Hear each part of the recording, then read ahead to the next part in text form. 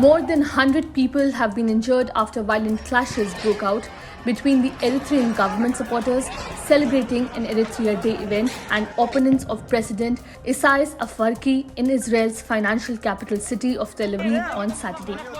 Clashes broke out during a pro-regime event organized by the Eritrean embassy outside a South Tel Aviv venue to mark Revolution Day on September 1. The day commemorates the start of the Eritrean War of Independence against Ethiopia in 1961. Among those hurt were 30 police officers and 3 protesters hit by police fire. Eritreans from both sides faced off with construction lumber, pieces of metal, rocks and at least one axe tearing through a neighborhood of South Tel Aviv where many asylum seekers live. Protesters smashed shop windows and police cars and blood spatter was seen on sidewalks. One government supporter was lying in a puddle of blood in a children's playground.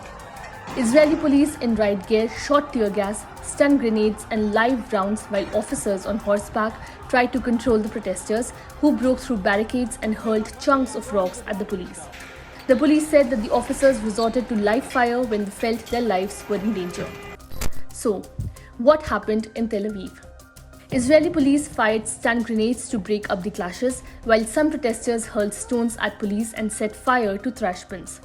This was after hundreds of anti-government Eritreans stormed the venue to prevent the event from taking place. The Israeli police also declared the gathering an illegal demonstration and ordered the street to be emptied. However, protesters hurled rocks and wooden planks at officers who used riot dispersal means to clear Eritreans, some of whom vandalized shops in the area.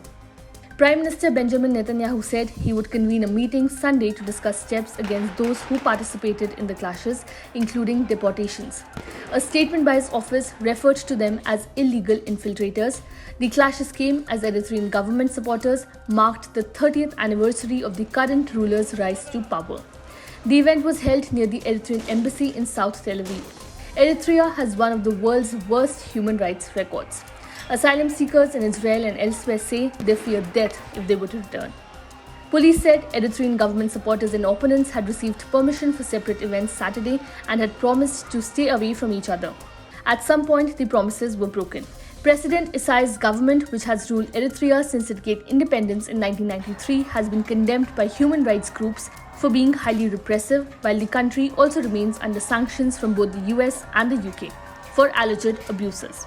According to reports, Eritrea is one of the world's most isolated states and sits near the bottom of global rankings for press freedom, human rights, civil liberties and economic development. As per data from ASAF, an organization that aids refugees, around 25,500 Eritrean asylum seekers currently live in Israel. Subscribe to Oneindia channel and never miss an update.